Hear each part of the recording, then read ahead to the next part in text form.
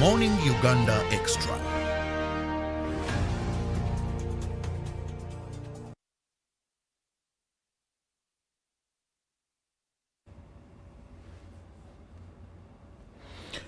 Well, it's another very good morning. Welcome to UBC TV. It is Good Morning Uganda Extra. My name is Ugandans Zikusoka. It is the 5th of May in this year 2022.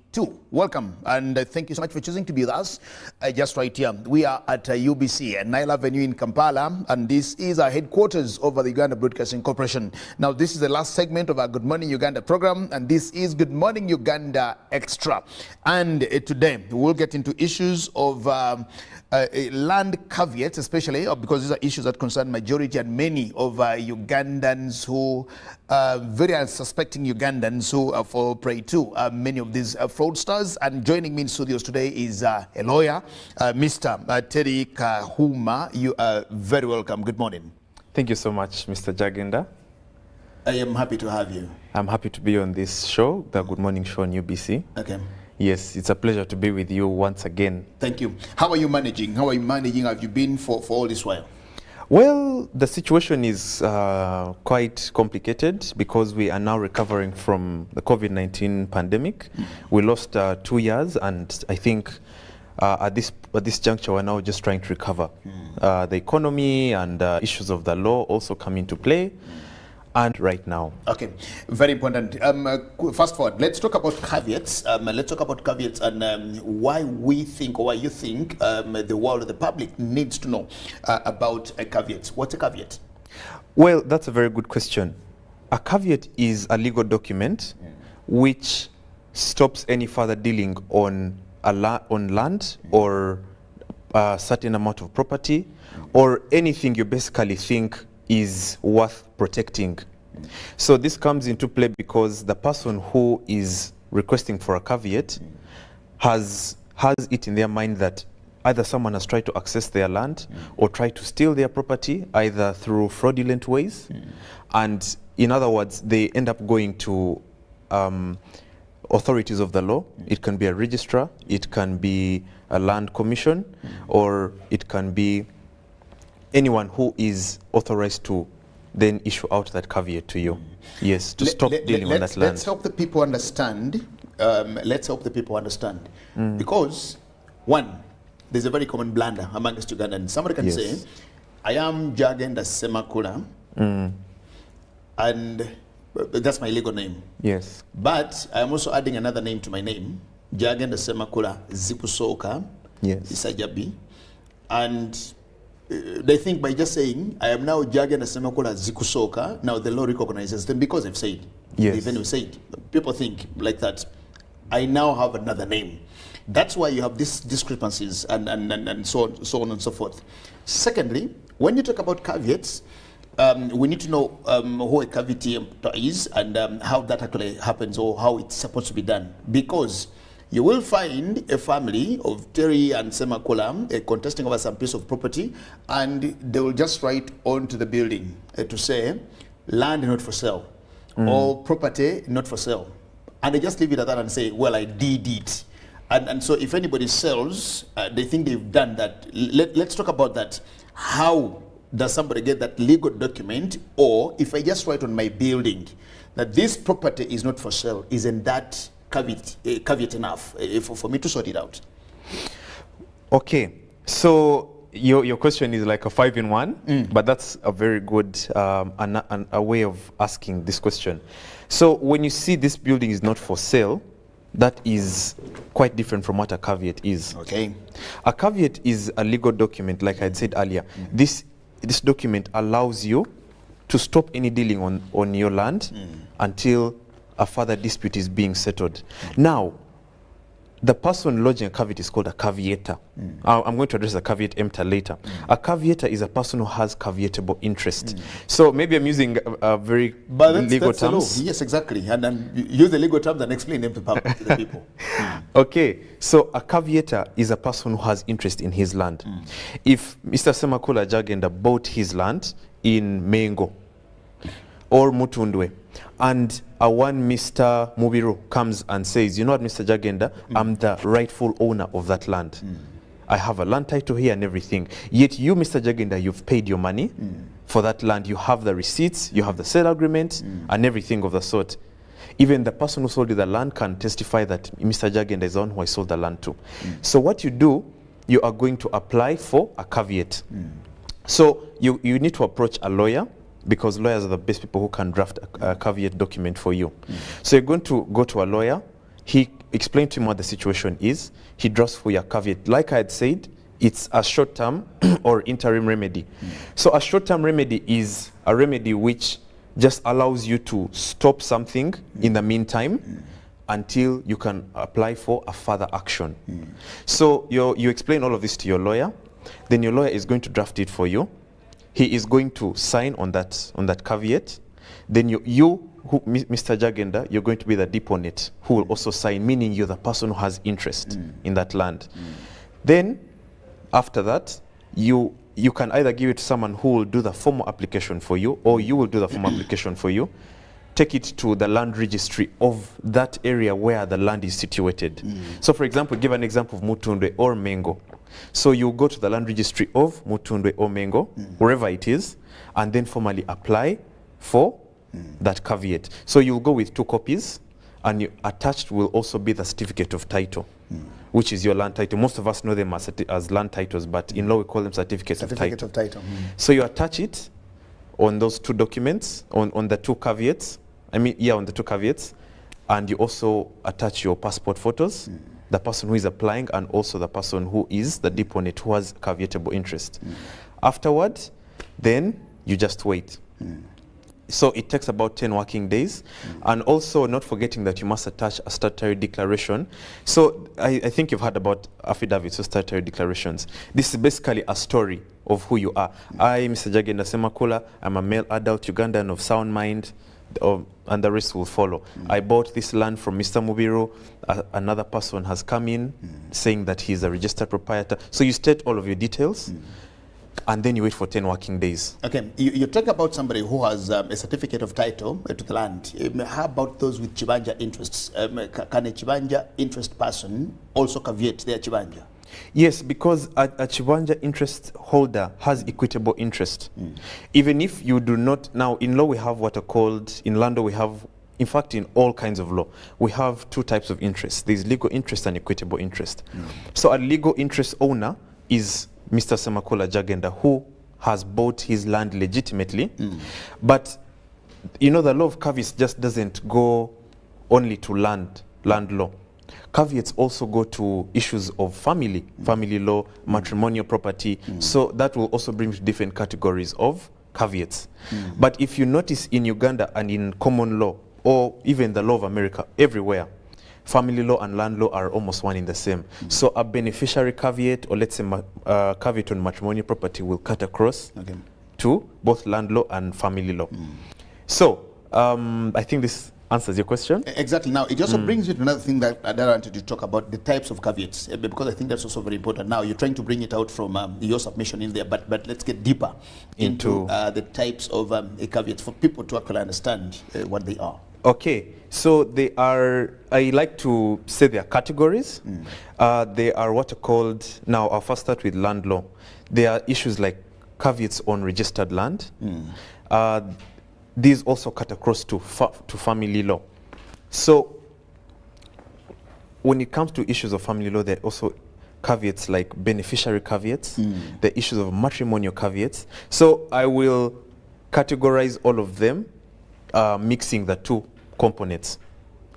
Because matrimonial property, family law and land law are one in the same, like I had said earlier. So when you apply for a caveat on land, in most cases you find that it is in relation to a family dispute. Either my great-grandfather left land and all of his grandchildren are now fighting for it. So if one of the family members wants to sell that land, then you will apply for a caveat either on registered land. If your great-grandfather had, let's say, a sketchy land title. Back in the day, in the early 90s, people did not have actually verified land titles. So they are caveats on registered land, they are beneficiary caveats, and there are also caveats on movable property. As you know, in land law, and in the law in general, movable properties can be issues of cars, can be issues of chattels. For example, like let's say a kiosk. All of those are components which are not exactly fixed on the land, but they can easily be movable. So for example, now cars, we have issues of logbooks and everything. So if you find that someone is claiming that, let's say they are the owner of your car, and yet you paid for your car legitimately, you can also lodge a caveat on that, since it's categorized as movable property. Do caveats expire? Yes, that actually brings me to my next point. A caveat, like I said earlier, is an interim remedy. Interim remedies in law are short-term remedies. So a caveat is your temporary savior.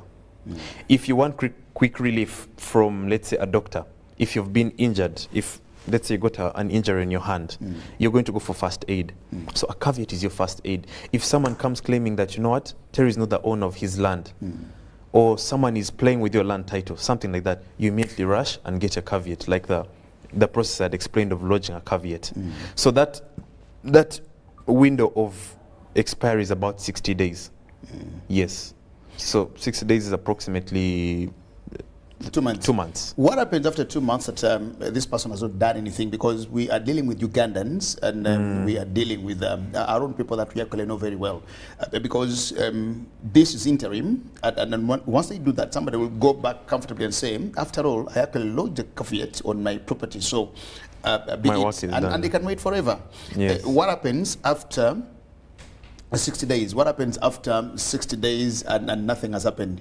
Do I put another caveat? Can I keep putting caveat after caveat after caveat after caveat? Or it has to be one and then find a solution? Can I live on painkillers forever? Because caveats are painkillers. Can I live on painkillers until I develop or do anything? No, you cannot live on painkillers, because even when you look at our body, you cannot live on painkillers. By the time there is pain, it means that it's an indication of something. So by the time you've rushed to lodge a caveat, it means that you must have had a reason, as someone who has caveatable interest in your land. So in most cases, people who have lodged a caveat, they now take further court action. Their lawyers or their counsel, their advocates, advise them to go to take court action, either in issues of, let's say, when it comes to someone claiming that they are the real proprietor of that land, or they're the real owner of your registered land. Then you can look at other remedies like cancellation of title. Or in very extreme cases, when the other party has refused to withdraw their claim that they are the registered owner, then we look at issues of compensation of you who you paid your land, you paid your money, and you feel like, anyway, let me let this go. You can now look at issues of compensation from the vendor. That's a legal bit of it, and that's how it should be like. But we have people who actually go, lodge a caveat, and forget about it. And once they know that they have lodged a caveat on this property or against this property, then they've done it. They let it go. Exactly. They let it go. Now they have a lawyer, Kahuma, who is also very busy. They're working on very many different things. So they don't remember to come back to you to actually say, we made an application. How far? Let's do all these things. And secondly, because people know that when you go to a court of laws, there are issues that will never end. There are issues that are supposed to be there eternally. And people know these things. So somebody says, let me put my caveat, 60 days, as I'm doing what I'm doing, in a way. So the real situation is what you're explaining, but the ideal situation, where we see people who do it and they never return, what happens to those and what should they do? Well, I think the ideal situation should be put into the reality moving forward. Because like you've explained, many Ugandans find themselves in these situations. Let me just give a quick example. When it comes to matrimonial property, according to the Land Act, you cannot sell matrimonial property without the consent of your spouse. Many people tend to do this, and many spouses, especially the ladies, they tend not to be aware of these laws. So if a lady is aware of this and she says, oh, my husband, you've gotten a tip that your husband is trying to sell land, or even your wife, it could be either or. Your husband is trying to sell a matrimonial property. Then you can go, lodge a caveat.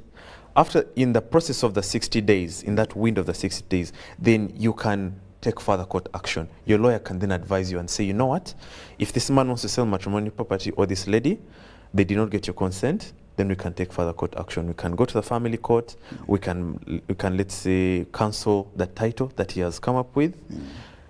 Something of the sort. They are more continuous remedies. Okay, normally when you look into the papers, especially in pages of classifieds or ads, you find lots of these caveat, etc. And you talk about a legal document. Let the public understand. What happens to this caveat? What happens if you've come to a lawyer and the lawyer has helped you draft the caveat?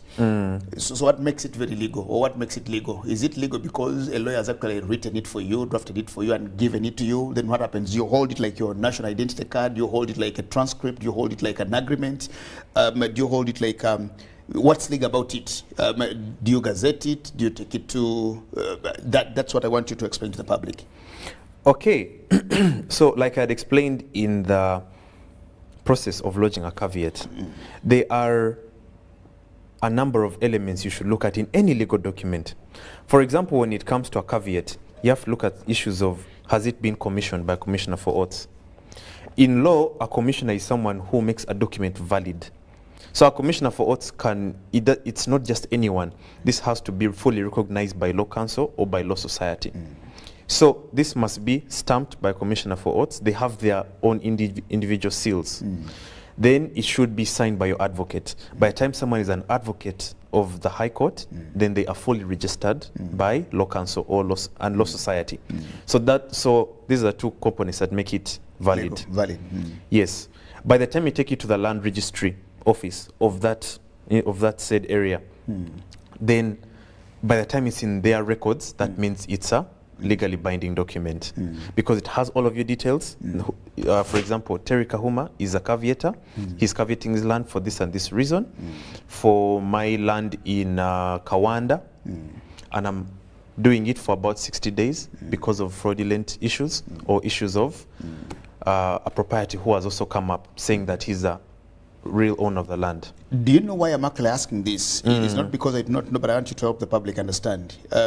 We normally talk about discrepancies in identities. Why you find one person is called Terry Kahuma, and he's another person called Kahuma, maybe Thompson, and these are possibly all his names, Terry Kahuma Thompson, but he has different documents with different names. And what happens is they go to a lawyer and they do either deed poll, or they do an affidavit, or they do a statutory declaration, and it is of course sealed by the Commission of Oaths. Just leave it at that. Then you get to places where they'll tell you, unless it is from the UPPC Gazette, we will not recognize it. Unless it is actually gazetted, that somebody has it and says, but my deed poll is here. It actually say, I was Uganda Semakula Ziksoka, and I'm now Uganda Semakula Sajabi. You know, my lawyer Terry Kahuma drafted this for me, and I could have it. Yes. But then the requirement will be, or you go to whatever Electoral Commission will tell you the other day when you're contesting, and they will say, we need a gazette to actually prove that you are the same person being talked about here, and that's why I was actually asking about the caveat period, the bit of it. Yes, exactly. Does it also have to get to the Gazette, or once you have it there? And secondly, people see them in newspapers because they are normally newspapers where there are those small, very small and small articles that you don't read. They go without notice. People normally, somebody just says, but I put it in the newspapers the other day and the other day and the other day, and somebody produces the copies of the newspapers, and Terry had no idea about all these other things, and the only thing they see is their land is actually going because they advertise in the newspapers, and Terry did not know. So what happens? Because somebody will say, but I even advertise in the papers. What is more legal than the other? Taking it to the papers or going through the nitty-gritty of the Gazette and the legal bit of it? Both of them are legal. Both of them are legal. Yes. And actually in that 60-day period is where it is put out in the Gazette. Because you see, by the time it is a temporary remedy, then the public should be aware that the land in Busiro County, block this and this and this and this, is caveated for this reason. Therefore, if the vendor or if any vendor claiming that they own this land is trying to sell it to you, it has a caveat on it. So meaning that, but it brings me to my next point. For the public and people who are planning on buying land, always aim to look at the encumbrance page. An encumbrance on land is something which is stopping you from going forward. It is hindrance. It's actually a hindrance, yeah. It's a blockade. It's a blockade. So a caveat, by the time someone has put a caveat on that land, then that means that it cannot be purchased, it cannot be sold. So by the time someone puts it on the Gazette, and they even put the details, the decimals of this piece of land, or it can be family land, or it a caveat stretches even to buildings in town. Yes. So a caveat is something which can be put on almost anything. And as the law keeps expanding, it can be put on almost anything. So putting it in the Gazette, I think people need to be also aware. The public needs to be more, how can I call it? The public needs to be more visually upright in terms of looking at newspaper articles. Yes. How about situations, I talked about this earlier on when we're starting, where you find a notice on the building or a signpost somewhere on the piece of land to say, land not for sale. Not for sale. There are normally those small signages that you find, land not for sale, this property is not for sale. How about those? Because somebody will tell you, let me write on the building for everybody to see that this land is actually not for sale. Yeah. Do not sell my land, or property not for sale. They are normally those. How about those? Because somebody will actually say, having a document like this in my suitcase or with my lawyer or with the newspaper somewhere is not as good as me writing on the building to say property not for sale. How about that, where everybody will see and actually say, there is contest here, I will not buy this. There must be an issue on this land. Yes. By the time someone puts not for sale, it has basically followed the caveat. Because we're not just going to hang the caveat there on the land like on a stick. But that signpost not for sale is something which is very visual for everyone to see. So actually, yes, in most cases, by the time someone puts not for sale on a very large piece of land or on a building, in most cases is a caveat which has followed. They are either of two circumstances. Either the owner of that land legitimately doesn't want to sell their land and they have plans for that land, or there's been a caveat on that land. It means that there is a dispute on that land. It means that in many cases his title has been played with fraudulently, or they're still sorting out who is the registered proprietor of that land. Or in many and most situations, you know we live in Africa, and many of our grandparents had a lot of children. So you find that our grandfathers and great-grandfathers owned acres and acres of land. So one grandchild or one of his children wants to sell the land to get money. They are not maybe fortunate in life. So the other children who are land say, no, let's go and approach a lawyer. We need to stop this. So they're going to put a caveat there. So let's assume that this stubborn child of his late father wants to sell this to investors. Let's say Madivani or Meta or foreign companies. Then the foreigners, since they are aware of the laws in their country, they're going to come and do due diligence on the land and find that there's a caveat. And even more visually, they're going to find a not for sale signpost there. And they'll ask, why is this not for sale? So they'll follow up and say there's an encumbrance on the title and say, why is there a caveat? It brings it to another one now. How would you advise people who want to buy land, who get into buying land, and you only notice when you've already spent your money, you've bought the land, that the land that you've bought is actually land with encumbrances? How would you help those? Because many people have actually found themselves in such situations where you go, do a deal, Kahuma here sells you land and says, blah, blah, blah, blah, I'm looking for a ticket, I'm flying, I'm going abroad, I'm going all these things. And the next thing is, I have a problem, I have a patient, I have all these things.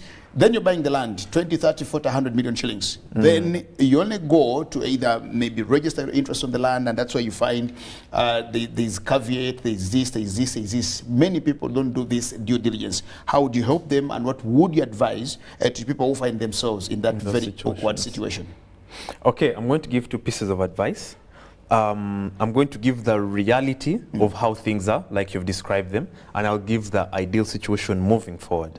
So the first situation you need to do is, once you've noticed that there is a caveat on that land or any encumbrance. You've not even noticed. You've not even noticed? No, you've not noticed.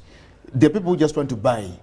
Nasa Mukasa is selling his piece of land, and because Terry has money. We have people who get money, and you don't know how they get their money. In an overnight, somebody has money, and they are now stuck with 40 million shillings. And the next thing is, I need to invest my money, maybe in a piece of land somewhere. So you find a Patrick Ratoro who says, Nains and Nini Takawano, then buy. Now, the land that Ratoro is selling to you has NASA's caveat. But because he wants to get out of it and says, they do it knowing. Say, let Terry buy, so it will be up to him, and the owner, Mia, will be out of this picture. There are those who actually do not know that there isn't a caveat. They just want to buy. We have people. You talk about people who know the law, people who invest, and they say, I'm going to invest my property here, I'm going to invest my money into this thing, so let me do the due diligence and find out. There are people who just want to have a title. They have money and you don't know how they got the money. They have money and you don't know how they got the money in an overnight, so they say, how do I secure my money? Let me buy a piece of land. They're in Kawanda, securing a title. Now, when they go to transfer the title into their names is where they discover there's a problem here and a problem here and a problem here. Kahuma is nowhere to be seen. Jagan is nowhere to be seen. The owner of the caveat is Ratoro. What do you do? In such situations? In such a situation. Wow, you've actually described the reality of how things are. That's what happens in Uganda. They come to us every day.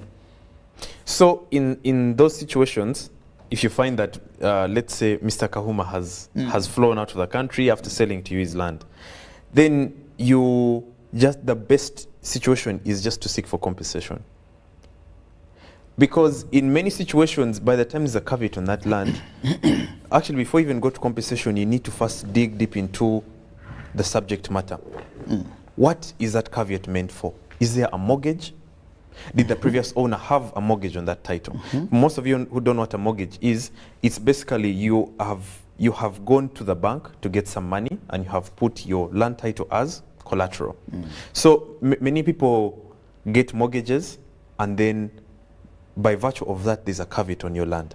Or you have been in a situation where someone has tried to play with your land. I keep giving this because it's most common. Most people face issues of fraud, and this is one of them. So you first dig into the subject matter. What is a caveat for? Is it a mortgage? Is it fraud? Is it any other issue? Is it matrimonial property? So once you have it has now come to your realization, go to your lawyer. Your lawyer is going to advise you on the next step.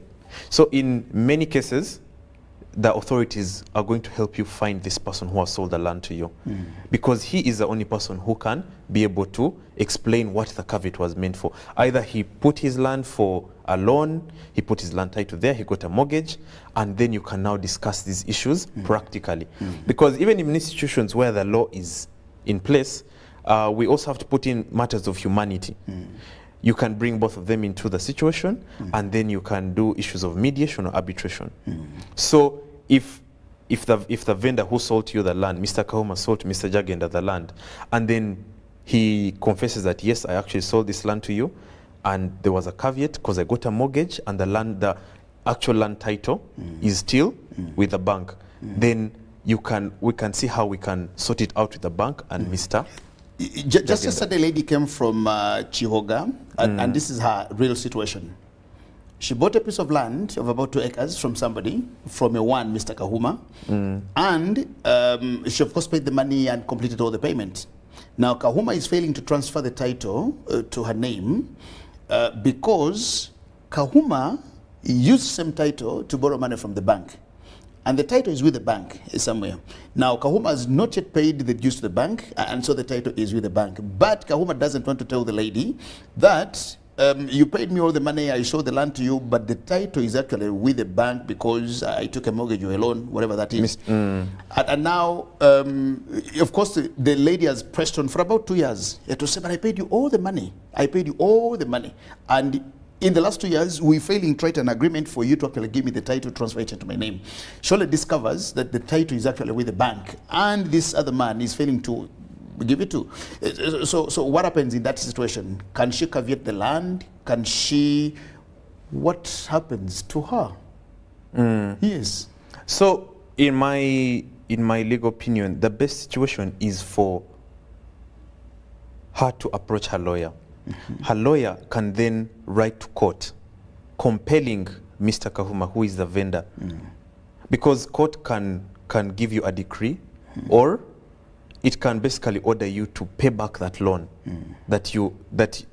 to pay back the loan from the bank which you got because the loan bank from. is only holding to collateral. Aha. Exactly. So they can enter some sort of agreement, a legal binding agreement, where Mr. Kahuma, who is the vendor of that land, will have a sort of payment scheme monthly to finish up the loan which he borrowed from the bank, and then the title will then be set free from any caveat or any mortgage. That is one of the best situations in which this lady can then recover her title back. How important are caveats to you? You talked about them as interim remedies, as painkillers, or anything, but how important are they that somebody would actually think caveating land or property or anything? So there are numerous importances of caveats. A caveat number one, like I said, is your temporary savior. If you ever feel like this land of yours or any property of yours, it can be a car, it can be a building in town, it can be land, it can be matrimonial property. If you ever feel like this land is being played with, or even if you get that sixth sense, you know that the law is here to help you. So it comes in as your savior to give you a chance to find other remedies which are going to protect your land, or in which you're going to recover in property that you've lost. So a caveat comes in as your first aid. That's number one. Number two, it gives you certainty that the law is here to protect you. It gives a certainty that if I put my money in a piece of land or in a building or in a car, or if I acquired this property with my wife, my spouse, whoever it is, or my brother, I know that this land should stay intact. So I think I can frame it under respect. So if you feel like this piece of land or property should be respected, then that's how a caveat also comes in to help you. It's a very, very serious document, and it helps many people to achieve many situations. In fact, to either put their money to good use, because if you bought your land at, let's say, 12 billion shillings, then your money can't just go down the drain. If a one Chris Mubiru or Chris Jagenda comes and says, you know, Terry, even if you bought that land at 12 billion, I'm still the registered owner of that land. I bought at 13 billion. And he goes to Nasser Road, duplicates his own title. He comes and presents it to you. So you can go get a caveat and then go and battle it out before a judge or a registrar. So it gives you a chance to prepare yourself also. If you've lodged a caveat, it's a temporary remedy. But you can liaise with your lawyer, discuss with him, show him proof that you are indeed the registered owner of this land, or of this car, or of this property, or your spouse cannot sell this land without my consent. So it gives you a chance to go battle it out in court, prepare all of your documents, and yes. Okay, if somebody came to you and they want to lodge a caveat on any property, how long would it take them to secure that? I'm only thinking for somebody who is watching now and they say, this is the way to go for me. How long would they take to actually have their property caveated? If they're watching the program now and after this program they're moving on to getting a caveat for their property, how long would it take them to secure? Well, that is a case-by-case basis. It depends on how complicated the situation can be. The other party, there are situations where a vendor, a seller of land, can issue out two legitimate titles and they look exactly the same. But can two be legitimate? They cannot be legitimate, but on the face of it, in law we have what's called prima facie. They may look exactly the same. I can make a suit like this which is exactly the same, but it's not the same suit. So for them to battle it out, I'm basically trying to frame it saying the magnitude of the matter. So, and it also depends on the speed, of course, of your lawyer. It depends on also how complicated the situation is. So it's a case-by-case basis, but in most cases it takes a short time. Once you can process the caveat and you can take it to court, like I had said, you have your two copies of the caveat. It's commissioned by Commissioner for Oaths. It's signed by the deponent, who is you, the caveator. Then follow it up after 10 working days. and see whether it has been So how lodged. short is a short time? 10 working days? About 10 working days. Okay. If all things are constant, all things considered. Okay. I did a video